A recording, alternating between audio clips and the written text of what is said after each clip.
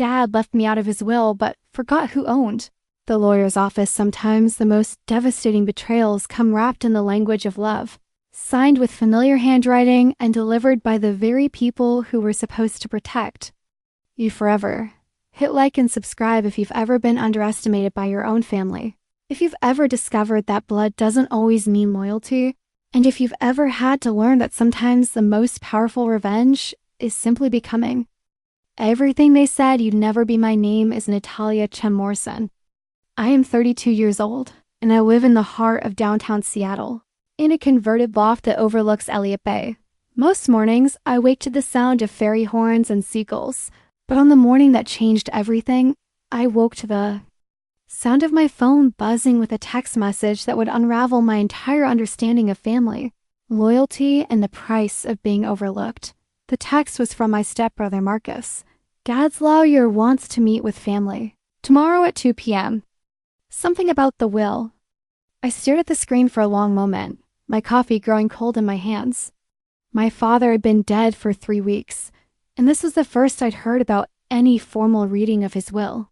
I'd been expecting it, of course, but the casual way Marcus had mentioned it, like an afterthought, sent a familiar chill through my chest. That feeling I carried since childhood, the sense that I was always the last to know. The one who didn't quite belong, the daughter who had to prove her worth, while my stepbrother's value was simply assumed, should explain something about my family. Because families are complicated, and mine was a masterclass in complexity wrapped in the veneer of suburban respectability.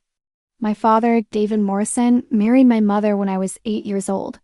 She was a recent widow, still grieving my biological father's death from cancer, and David was a divorced man with a 12-year-old son who resented any intrusion into his established life. I was the intrusion, the complication, the little girl who came as part of the package deal when David fell in love with my mother's quiet strength and Jenna laughed out my mother. Lila tried so hard to blend our families.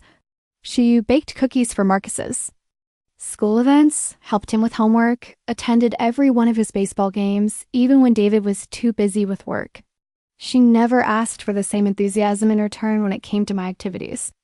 She was grateful, I think, that David had chosen us, and she didn't want to push too hard for fear of losing that security. David was what people called a good provider. He worked in commercial real estate, built a successful business from nothing, and made sure we lived in a nice house in a good neighborhood. He paid for my private school tuition, my college education, my graduate school expenses. He was proud to tell people about my achievements, my business degree, my successful consulting practice, the loft I bought with my own money. But there was always a distance there, a measured quality to his affection that I spent years trying to interpret. Marcus, on the other hand, was the golden child. Not because he was particularly accomplished, but because he was David's biological son, the heir apparent to whatever legacy David was building. Marcus drifted through college, changed majors 4 times, and eventually settled into a comfortable job at David's real estate company.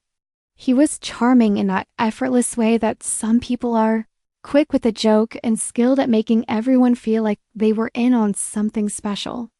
I loved him in the complicated way you love family members who you know would never choose you as a friend. The morning of the will reading, I dressed carefully.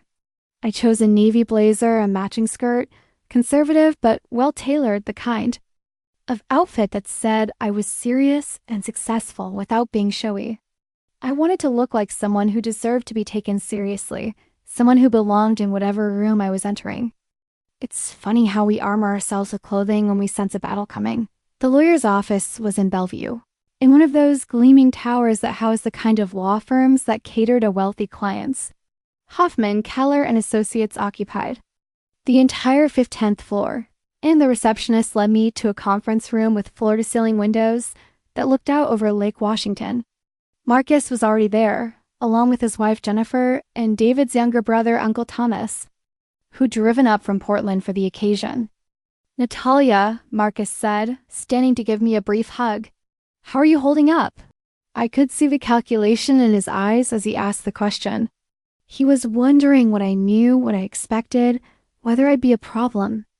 Jennifer gave me a small smile that didn't quite reach her eyes. She never liked me much, though she was always polite about it. I represented complications in the family dynamic she'd married into, questions about inheritance and loyalty that she preferred to keep simple. The lawyer, a silver-haired man named Robert Hoffman, entered the room with the kind of presence that comes from decades of delivering life-changing news to people who thought they knew what to expect. He carried a thick folder and wore an expression of professional sympathy that made my stomach tighten. "Thank you all for coming," he began, settling into his chair at the head of the table. David Morrison was a valued client and friend for many years. "I know this is a difficult time for your family." He opened the folder and pulled out several documents, arranging them in front of him with the precision of someone who'd performed this ritual hundreds of times. "Before we begin, I want to assure you that David's wishes were very clear and carefully considered. He spent considerable time discussing his decisions with me, and he was very specific about his intentions." Something cold settled in my chest. The way Hoffman said, specific about his intentions, felt like a warning, like he was preparing us for something unpleasant. I glanced at Marcus, but he was staring at the papers on the table with an intensity that suggested he already knew more. "Then I did." "The bulk of David's estate," Hoffman continued, "including the family home, the real estate business, and the majority of his liquid assets, will be inherited by his son, Marcus Morrison." I felt the words hit me like a physical blow, but I kept my expression neutral. I'd expected this, hadn't I? David had always made it clear that Marcus would inherit the business, but the way Hoffman had phrased it, the bulk of David's estate, suggested there was more to come.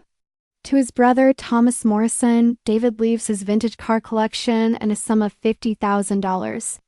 Uncle Thomas nodded, his face showing neither surprise nor disappointment. And to Jennifer Morrison, David leaves his collection of first edition books and a sum of $25,000. Jennifer's eyebrows rose slightly. She hadn't expected to be included at all, and I could see her calculating the value of the bequest in her head. Hoffman paused, and in that pause, I felt the weight of what was coming. He looked directly at me, and I saw something in his eyes that might have been pity. To Natalia Chen-Morrison, David leaves his personal effects, and a sum of $5,000. The room fell silent except for the sound of my own heartbeat in my ears. $5,000. Personal effects. After 24 years of being David's daughter, after all the times he claimed to be proud of me, after all the Father's Day, cards and birthday presents and Christmas mornings, I was worth $5,000 and whatever personal effects no one else wanted. "There's also a letter," Hoffman said quietly, pulling out an envelope with my name written on it in David's careful handwriting. "David asked me to give this to you personally." I took the envelope with hands that felt disconnected from my body. The paper was heavy, expensive, the kind David used for important business correspondence. I could feel everyone watching me, waiting for my reaction, but I found I had nothing to give them. I was empty, carved out, a hollow shell of a person, sitting in a conference room trying to understand how I'd been reduced to $5,000 in personal effects. "Are there any questions about the will?" Hoffman asked, his voice gentle but professional. "No," I heard myself say. "No questions." "Nat," Marcus said, and there was genuine concern in his voice. "Are you okay?" I looked at him, this man I called my brother for 24 years, who was inheriting millions while I got the equivalent of a college graduation gift. He looked uncomfortable, maybe even a little guilty, but not surprised, not shocked, not angry on my behalf. "I'm fine," I said and stood up. "Thank you, Mr. Hoffman. If you could have the personal effects delivered to my apartment, I'd appreciate it." I walked out of that conference room with my head held high and my heart completely shattered. I made it to my car before the tears came. Sitting in the parking garage of a Bellevue office building, crying over the death of an illusion I'd spent my entire adult life maintaining, the letter sat unopened on my passenger seat for the entire drive home. I couldn't bear to read it. couldn't face whatever justification or explanation David had written for his decision to essentially erase me from his legacy. I understood now why he'd been so measured in his affection, why he'd kept that careful. Distance, I'd never been his daughter, not really. I'd been his wife's daughter, a responsibility he'd accepted but never embraced. That night, I sat in my loft with a bottle of wine and finally opened the letter. David's handwriting was shakier than I remembered, but his words were clear. "Dear Natalia, I know you'll be hurt by the contents of my will, and I'm sorry for that. But I've always believed that the greatest gift I could give you was the knowledge that you don't need anyone's help to succeed. You've built a life for yourself that I'm proud of, a career that depends on your own skills and intelligence rather than inherited wealth. Marcus has never learned to be independent the way you have. He needs the business, the security, the safety net that comes with inherited wealth. You've already proven you can create your own success. I hope someday you'll understand that this decision comes from love, not from any lack of it. With affection and respect." David, I read the letter 3 times, each reading making me angrier than the last. He was proud of me for not needing his help, so he decided to ensure I wouldn't get any. He turned his neglect into a gift, his favoritism into a lesson in independence. It was gaslighting from beyond the grave, a way to make his unequal treatments sound like wisdom rather than cruelty. I poured myself another glass of wine and started thinking about what I knew about David's business dealings. I'd grown up in that house, listening to his phone calls, watching him work from his home office, absorbing information the way children do without realizing it. I knew about his properties, his investments, his business relationships. I knew which deals had been questionable, which corners had been cut, which clients had been less than honest about their intentions. Most importantly, I knew about his relationship with Hoffman, Keller, and Associates. I'd heard David mention Robert Hoffman hundreds of times over the years, praising his discretion, his willingness to find creative solutions to complex problems, his ability to structure deals that benefited David's clients in ways that might not have been entirely above board. I also knew something that David had apparently forgotten in his careful will planning. 3 years ago, I'd made what I thought was a smart investment in a growing law firm. I'd bought a 30% stake in a firm that was expanding rapidly, handling more and more high-value clients, building a reputation for sophisticated legal work. That firm was Hoffman, Keller, and Associates. I'd made the investment through a shell company, keeping my involvement quiet because I didn't want David to think I was trying to trade on his business relationship with the firm. The irony was perfect. David had been so focused on keeping me at arm's length that he'd never bothered to learn the details of my investment portfolio. The next morning, I called Robert Hoffman's office and requested a meeting. Not about the will, I told his secretary, but about my investment in the firm. I wanted to discuss the business, review the books, understand how my money was being used. It was entirely within my rights as a partial owner, and Hoffman couldn't refuse without raising questions about what he was trying to hide. I spent the days before the meeting doing research. I pulled up public records, news articles, anything I could find about David's business dealings over the past decade. I cross-referenced names, dates, property transfers. I looked for patterns, inconsistencies, anything that might suggest the kind of creative legal work that successful real estate developers sometimes require. What I found was a web of shell companies, overseas investors, and property deals that had been structured to avoid taxes and hide the true ownership of various assets. None of it was necessarily illegal, but much of it was ethically questionable, and all of it had been facilitated by Hoffman's legal expertise. The meeting with Hoffman was scheduled for the following Friday. I dressed the same way I had for the reading navy blazer, professional but not intimidating. I wanted to be underestimated, to be seen as the grieving daughter who was simply trying to understand her investment. Hoffman's office was on the top floor of the building, with a view that probably cost more than most people's annual salaries. He greeted me with the same professional sympathy he'd shown at the will reading, but I could see the wariness in his eyes. He wasn't sure why it was there, but he knew it wasn't just about reviewing investment returns. How can I help you today? Natalia? He asked, gesturing to the chair across from his massive desk. I've been thinking about my investment in the firm, I said, settling into the chair and crossing my legs. 30% is a significant stake, and I realize I haven't been as involved as I should have been in understanding how the business operates. Hoffman's expression shifted slightly. Of course. What specifically would you like to know? I'd like to review the client files, I said, particularly the ones involving real estate transactions. I want to understand the firm's specialties, the types of deals you handle, the services you provide. I'm afraid client confidentiality prevents me from sharing specific details, Hoffman said carefully. I'm not asking for confidential information, I replied. I'm asking for an understanding of the business I've invested in. Surely, as a partial owner, I have the right to know how my money is being used to generate returns. Hoffman was quiet for a long moment, studying my face. Is this about your father's will? This is about my investment, I said. Though I have to admit, I'm curious about something. When my father was planning his will, did he mention that I was a partial owner of this firm? He did not, Hoffman said, and I could see him beginning to understand the implications of what I was saying.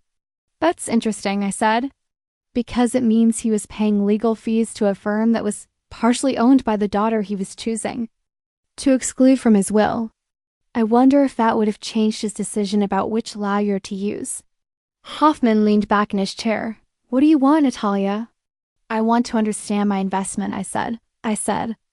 I want to review the files, understand the business practices, see how the firm generates the returns that have been so good for my portfolio.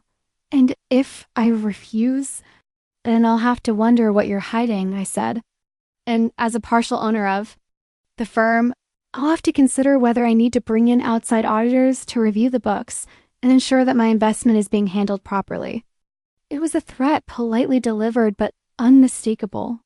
Hoffman understood that I was in a position to cause significant problems for his firm, to ask questions that might attract the attention of regulatory authorities, to demand transparency. That could expose years of carefully constructed legal gray areas. I'll need to review what can be shared, he said finally. Of course, I said, standing up. Take your time. I'll be here next Friday at the same time for a full briefing. I walked out of his office feeling more alive than I had since David's death. For the first time in weeks, I had a sense of purpose, a direction for the anger and hurt that had been consuming me. I wasn't just a grieving daughter anymore. I was a businesswoman with leverage, and I was beginning to understand how to use it. The following week, Hoffman had prepared a presentation that was clearly designed to give me just enough information to satisfy my curiosity without revealing anything truly damaging. He showed me charts and graphs, talked about the firm's growth trajectory, explained their specialization in complex real estate transactions. Your father was one of our most valued clients, he said, clicking through slides that showed the firm's expansion over the past 5 years. His business provided a significant portion of our revenue. How significant, I asked. Approximately 25% of our total billings, Hoffman admitted. I nodded, filing that information away. And what happens to that revenue stream now that he's gone?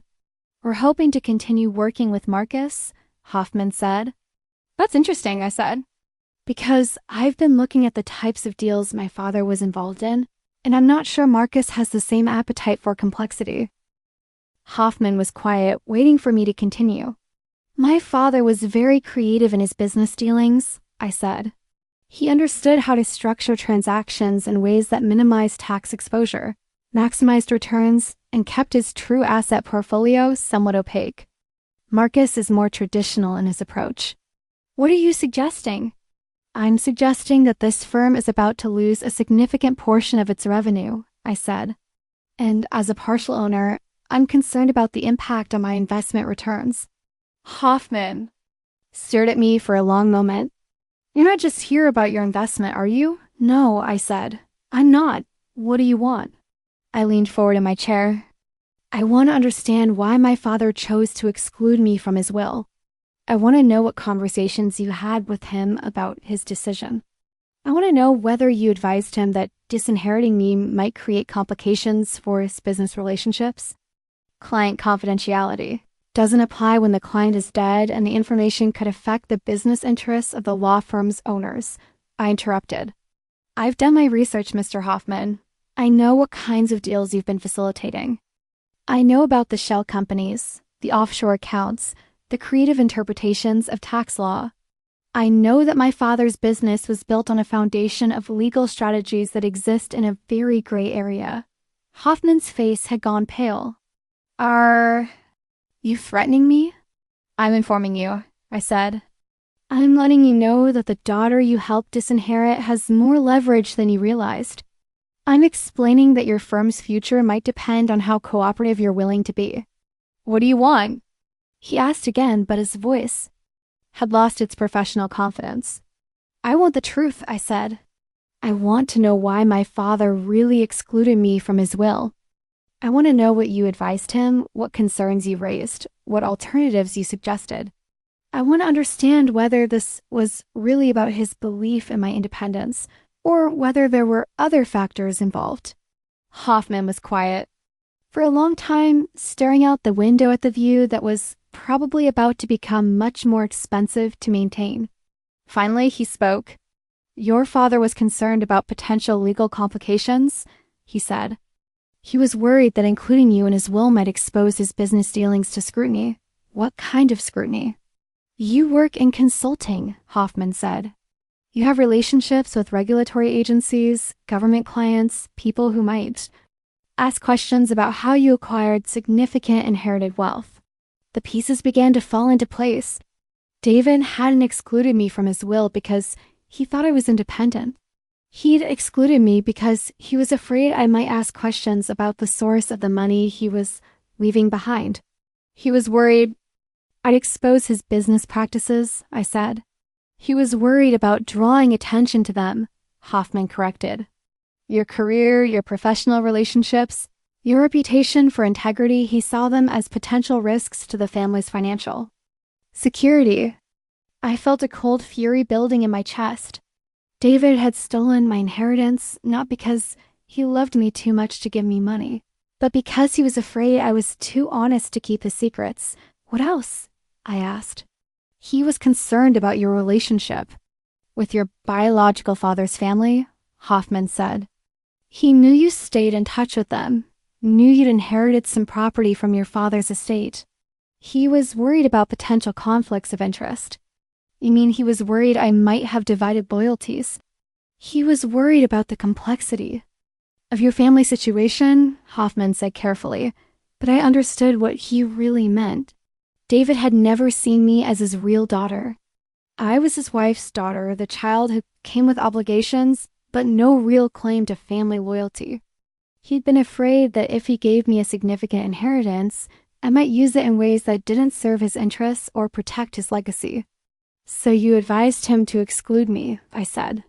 I advised him to consider the implications of his decisions. Hoffman said, I presented him with options and helped him structure his will according to his wishes. And you never mentioned that the daughter he was disinheriting was a partial owner of your law firm. It didn't seem relevant to the will planning process, Hoffman said, but I could hear the uncertainty in his voice. It's relevant now, I said. I stood up, smoothing my skirt and adjusting my blazer. I'll be reviewing my investment in this firm. Over the next few weeks, I'll be looking at the books, examining the client relationships, understanding how my money has been used to generate returns.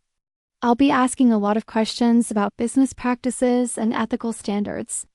Natalia, Hoffman said, standing as well. What do you want? What would make this go away? I don't want this to go away, I said. I want everyone to understand what really happened. I want Marcus to know that his inheritance came at my expense, not because I didn't need it, but because our father was afraid I might ask inconvenient questions about where the money came from. I want Jennifer to know that her husband's wealth is built on legal strategies that exist in gray areas. I want Uncle Thomas to understand that his vintage car collection was funded by deals that might not survive regulatory scrutiny. You're going to destroy your own family? Hoffman said. My family destroyed itself, I replied. I'm just making sure everyone understands the cost. I walked out of his office for the second time, but this time I felt a deep satisfaction rather than rage. I had the information I needed, and more importantly, I had the leverage to ensure that information would be heard. The next phase of my plan required patience and precision. I couldn't simply expose David's business practices without destroying innocent people along with the guilty. I needed to be strategic, to think like the consultant I was rather than the daughter I'd been. I needed to create consequences that were proportional to the crimes, that taught lessons without causing unnecessary collateral damage. I started with Marcus. I called him and asked to meet for coffee, sister to brother, to talk about Dad's will and the future of the family business. He agreed immediately, probably relieved that I was finally reaching out instead of retreating into wounded silence. We met at a small cafe in Pike Place Market, one of those places that's always crowded with tourists, but where locals can find quiet corners to have private conversations. Marcus looked tired, older than his 36 years, carrying the weight of sudden responsibility and inherited guilt.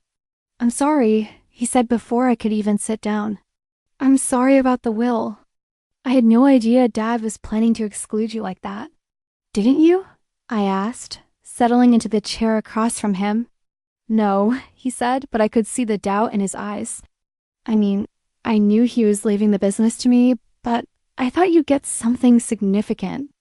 The house, maybe, or share of the other assets. What did you think of his explanation? I asked. The letter about how he wanted me to be independent. Marcus was quiet for a moment, stirring his coffee without looking at me. It sounded like, Dad, he said finally. The way he always talked about you, about how proud he was that you built your own life. Do you believe it? I want to believe it, he said. But I also know that Dad was complicated. He had his own way of thinking about things, his own logic. I leaned forward. What if I told you that his logic had more to do with protecting his business interests than with promoting my independence? Marcus looked up at me then, and I saw fear in his eyes. What do you mean? I mean that Dad's business practices were always entirely above board, I said. And he was worried that including me in his will might expose those practices to scrutiny. You're talking about the tax strategies, Marcus said. The shell companies and offshore accounts. I know about those, Nat. They're not illegal. They're not illegal, I agreed. But they're not entirely ethical either. And they depend on a certain level of discretion, a certain amount of looking the other way. What are you saying? I'm saying that Dad didn't think I could be trusted to maintain that discretion, I said. He was afraid that my professional relationships, my reputation for integrity, might create problems for the family's financial security. Marcus stared at me. You're saying he excluded you from the will because he thought you might turn him in. I'm saying he excluded me because he was afraid I might ask questions about the source of the money he was leaving behind. I corrected. He was afraid I might have divided loyalties, that I might put ethical concerns above family loyalty. And would you have? Marcus asked quietly. I don't know, I said honestly. But I know that I deserve the chance to make that choice myself, rather than having it made for me. Marcus nodded slowly. What do you want from me, Nat? I want you to understand what you've inherited, I said. I want you to know that your wealth comes with strings attached, that maintaining it might require you to compromise your principles in ways you haven't considered. And if I don't want to compromise, then you'll need to find a way to restructure the business, I said. Clean up the practices that exist in gray areas, pay the back taxes that might be owed, accept the reduced profits that come with complete transparency. That could cost millions, Marcus said. It could, I agreed, but it might also let you sleep at night. I left Marcus sitting in that cafe, staring into his coffee cup and contemplating the true cost of his inheritance. I felt a moment of sympathy for him, but I pushed it aside. He was a grown man who'd benefited from David's favoritism his entire life. If he was going to inherit the benefits of David's business practices, he could also inherit the responsibility for their consequences. My next conversation was with Jennifer. I called her and asked if we could meet for lunch, just the two of us, to talk about family and the future. She agreed, but I could hear the weariness in her voice. She knew I was angry about the will, and she was probably expecting me to cause some kind of scene. We met at a small restaurant in Ballard, the kind of place that served organic salads and locally sourced everything.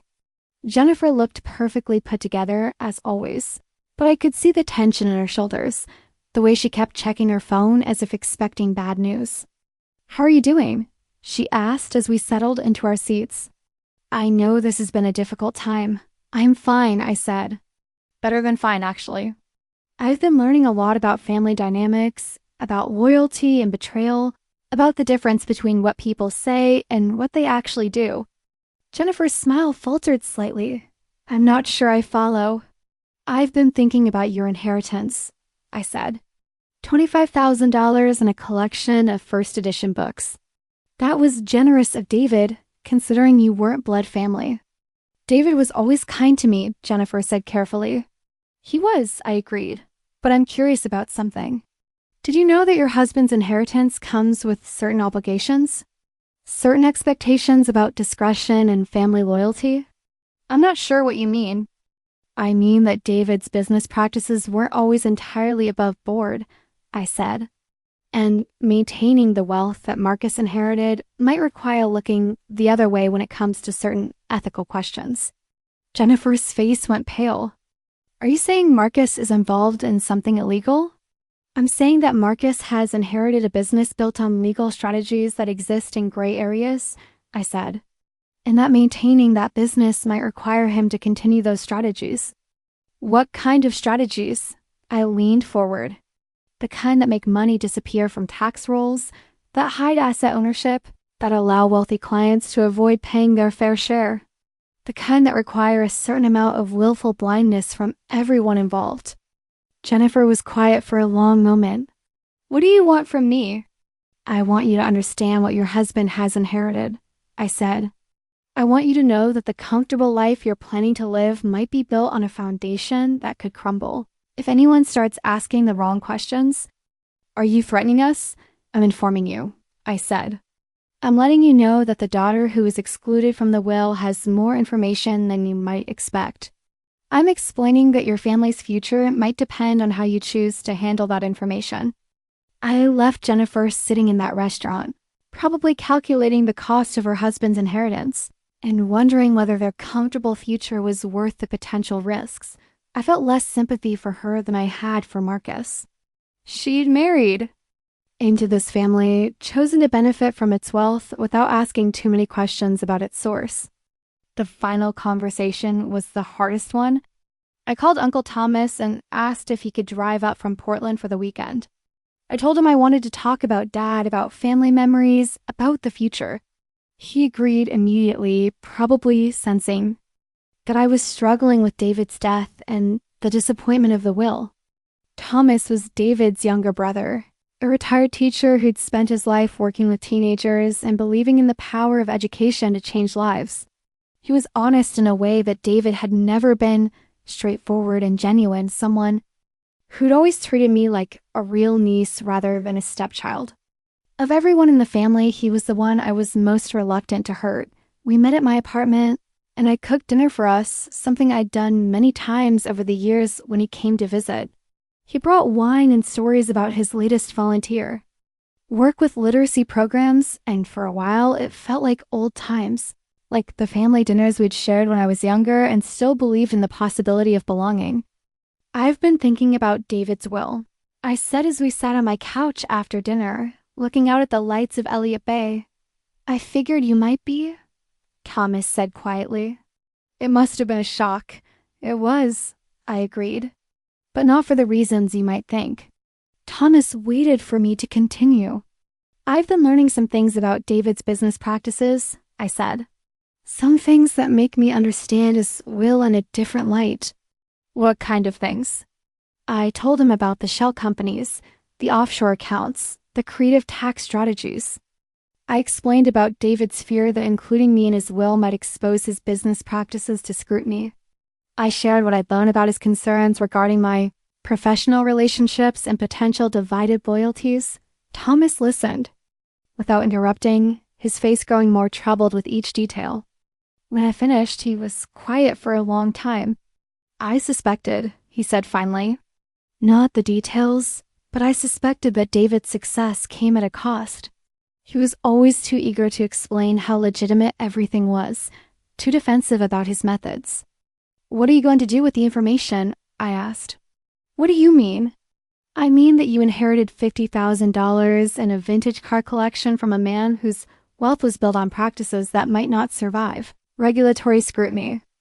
I mean that your inheritance comes with the knowledge that your brother excluded his daughter from his will because he was afraid she might ask inconvenient questions about the source of his money. Thomas nodded slowly. You're right. I can't keep money that comes from those sources. I'm not asking you to give it back, I said. I'm asking you to understand what it represents. What do you want me to do? I want you to use it, I said. I want you to take that $50,000 and the proceeds from selling those cars, and I want you to create something that would make David's exclusion of me meaningless. I want you to start a scholarship fund for students who need help but don't have family support. I want you to turn his money into something that serves the values he was afraid I might represent. Thomas smiled for the first time that evening. A scholarship fund for students who need silent revenge against the systems that have failed them. Silent revenge, I repeated, liking the sound of it. Not dramatic, not destructive, but powerful. The kind of revenge that changes things rather than just punishing people. What will you do? Thomas asked. I'm going to use my leverage, I said. I'm going to ensure that David's business practices are cleaned up, but the taxes are paid. That the wealth is redistributed in ways that serve justice rather than just family loyalty. And Marcus? Marcus has choices to make, I said. He can choose to continue the practices that built his inheritance, or he can choose to restructure everything and accept the reduced profits that come with complete transparency. Either way, he'll understand the true cost of what he's inherited. Thomas nodded. And the law firm? The law firm is going to discover that having a partial owner who values transparency can be very expensive. I said over the following months. I implemented what I came to think of as my silent revenge strategy. It wasn't dramatic or destructive, but it was thorough and absolutely devastating in its quiet precision. I started with Hoffman, Keller, and Associates. As a 30% owner, I had the right to call for a comprehensive audit of the firm's practices. I hired an independent accounting firm, one with a reputation for forensic investigation, and gave them unlimited access to review the books. The audit revealed exactly what I'd expected. Years of billing practices that existed in legal gray areas, client relationships that prioritized profit over ethics, and a pattern of facilitating deals that helped wealthy clients avoid their legal obligations. The audit report was damning enough that the other partners had no choice but to implement sweeping reforms. They restructured their billing practices, severed relationships with questionable clients, and implemented new ethical guidelines that eliminated the creative interpretations of law that had made the firm so profitable.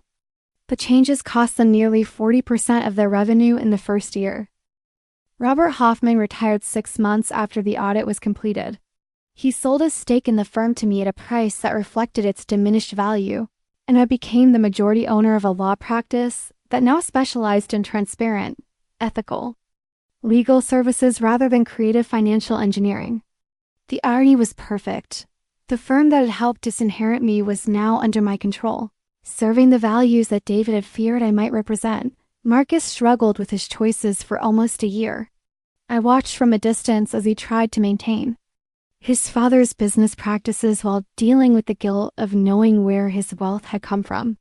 He hired new accountants, consulted with ethics experts, and eventually made the decision to restructure everything. He paid millions in back taxes, dissolved the shell companies, and brought all of David's assets into transparent ownership structures. The process cost him roughly 60% of his inheritance, but it allowed him to sleep at night. He kept the real estate business, but he ran it according to principles that David would have found naive and unprofitable. He treated his employees fairly, paid all applicable taxes, and accepted smaller profit margins in exchange for clear conscience.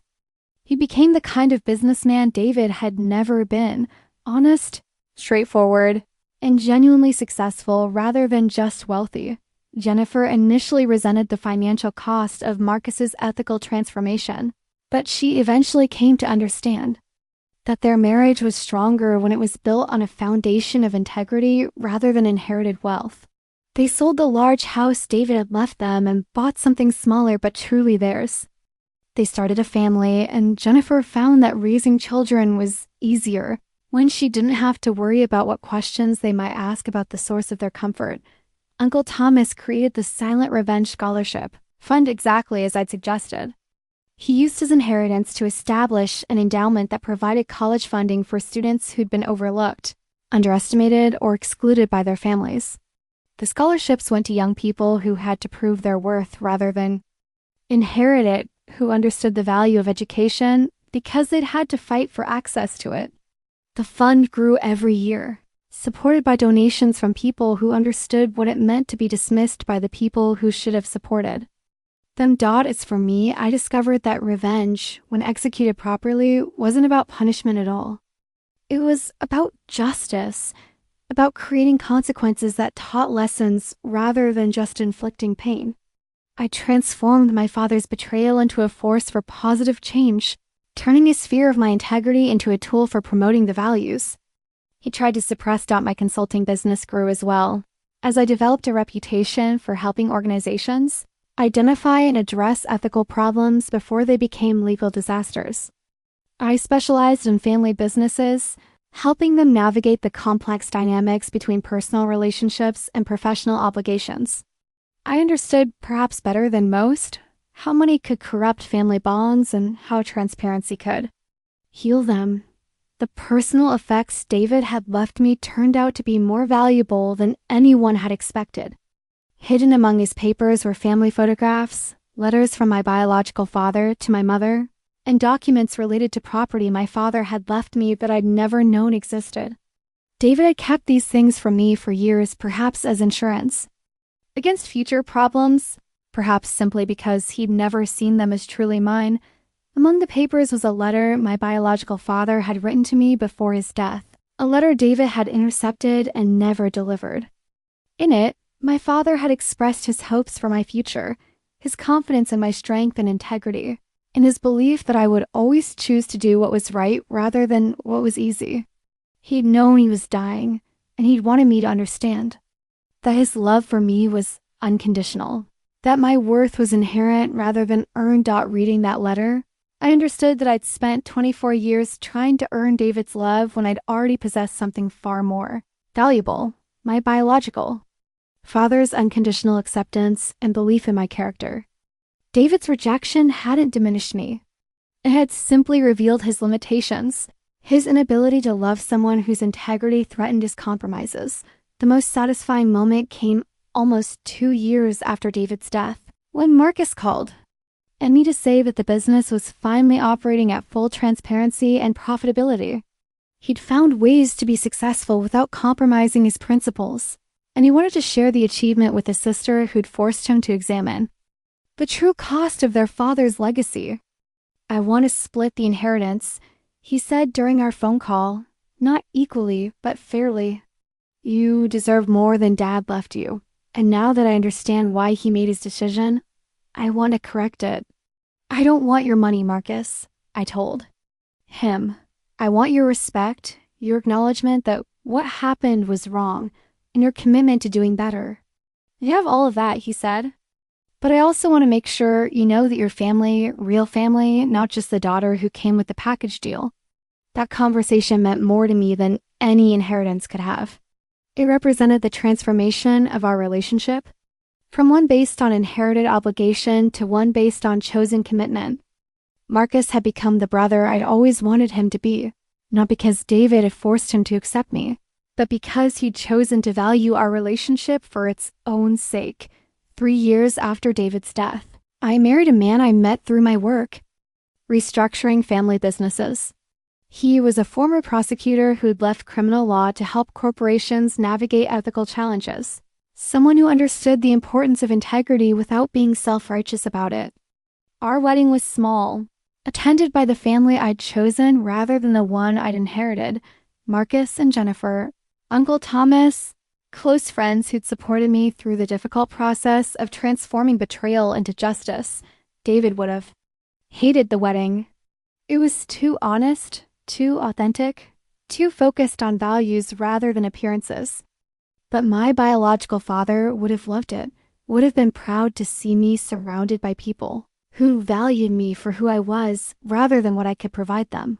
The law firm I'd inherited continued to grow under my leadership, specializing in helping families and businesses address ethical problems before they became legal disasters.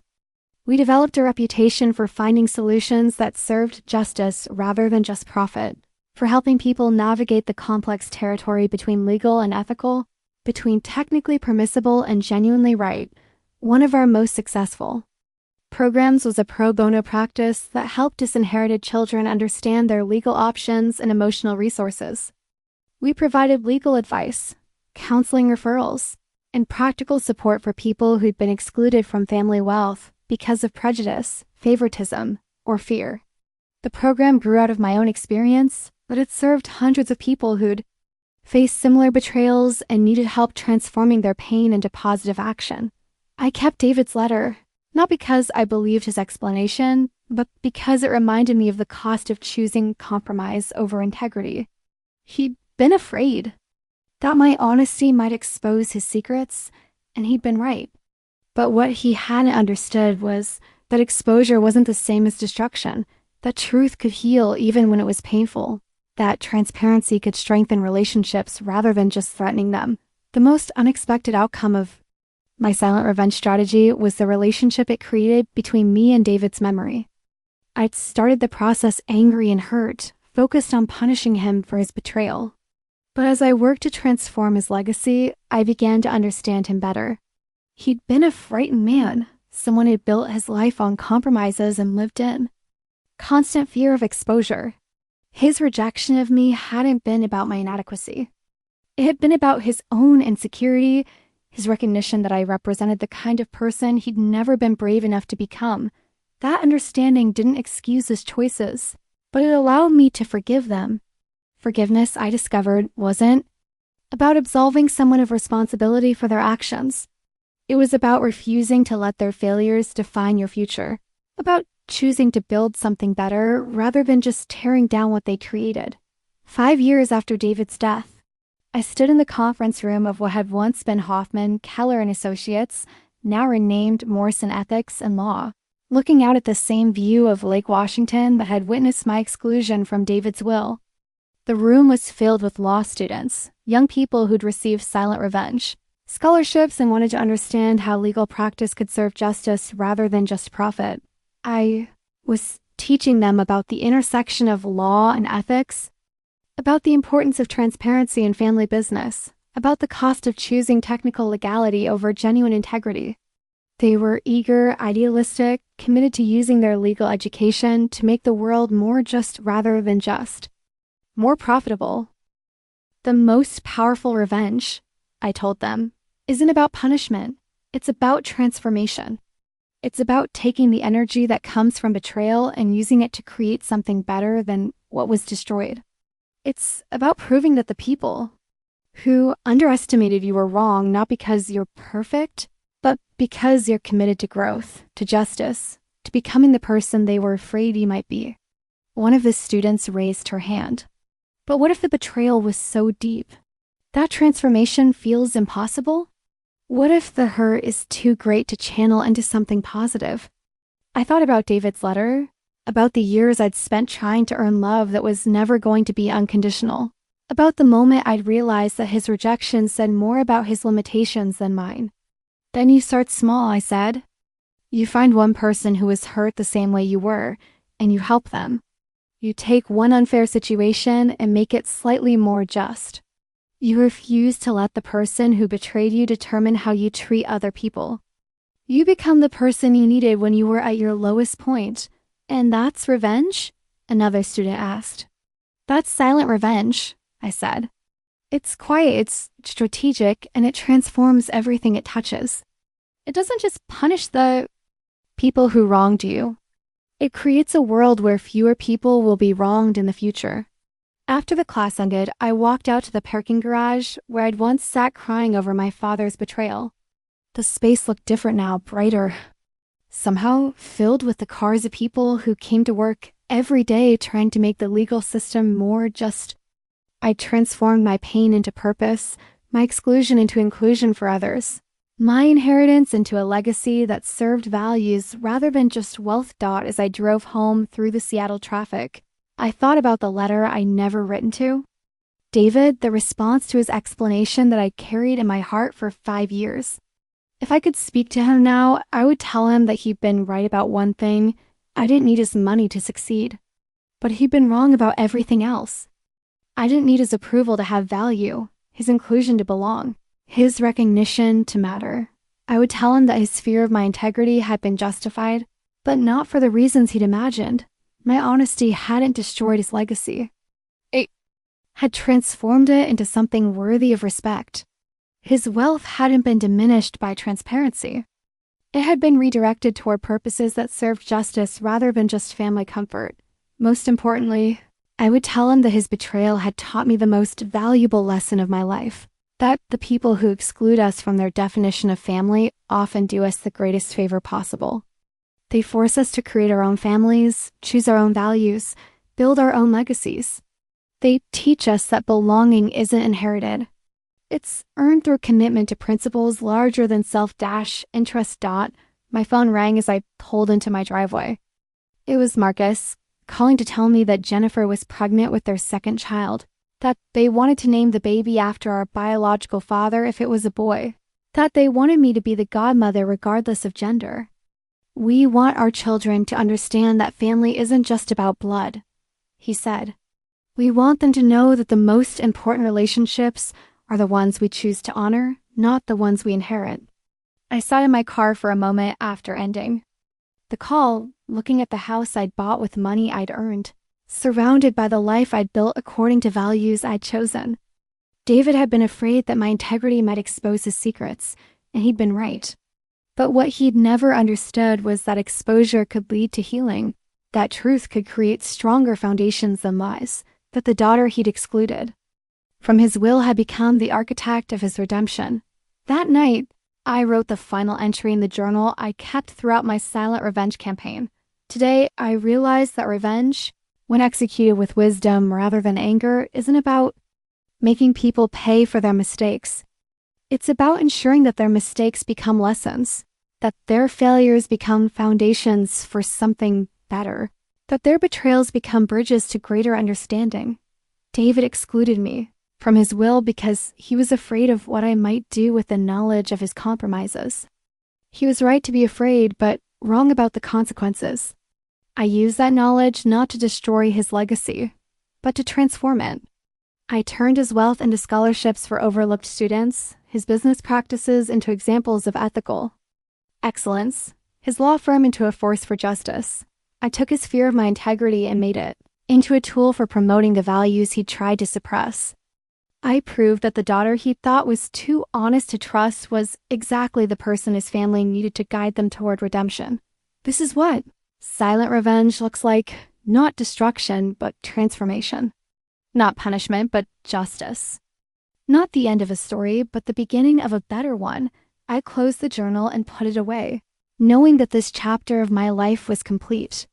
I'd taken the worst betrayal I could imagine and transformed it into the greatest gift I could have received: the knowledge that my worth wasn't dependent on anyone else's recognition, that my integrity was more valuable than any inheritance, that my capacity for transformation was more powerful than anyone's capacity for exclusion. The next morning, I woke to the sound of fairy horns and seagulls, just as I had on the morning. That changed everything. But this time, the sound didn't herald a message of betrayal and exclusion. It announced a new day filled with possibilities, relationships built on choice rather than obligation, and work that served justice rather than just profit. I'd learned that the most powerful revenge isn't about making people pay for underestimating you. It's about proving them wrong in ways that make the world better for everyone. It's about becoming the person they were afraid he might be, not to punish them, but to honor the values they tried to suppress. David had left me out of his will because he thought I couldn't be trusted with his secrets. He'd been absolutely right. I couldn't be trusted to keep quiet about injustice, to look the other way when ethics were compromised, to choose family loyalty over moral principle. I was exactly the kind of person he'd feared I might be, someone who believed that transparency was more valuable than wealth, that integrity was more important than comfort, that justice was worth pursuing even when it was costly. His exclusion from his will had been intended as the ultimate rejection, proof that I didn't belong to his version of family. Instead, it had become the ultimate liberation, freeing me to create a family based on values rather than blood, to build a legacy based on principle rather than profit, to define success in terms of positive impact rather than accumulated wealth. I'd transformed his betrayal into my greatest triumph, his rejection into my deepest belonging, his fear into my most powerful motivation. I'd proven that the daughter he thought was too honest to trust was exactly the person his family needed to guide them toward redemption, and that, I realized, was the most perfect silent revenge of all.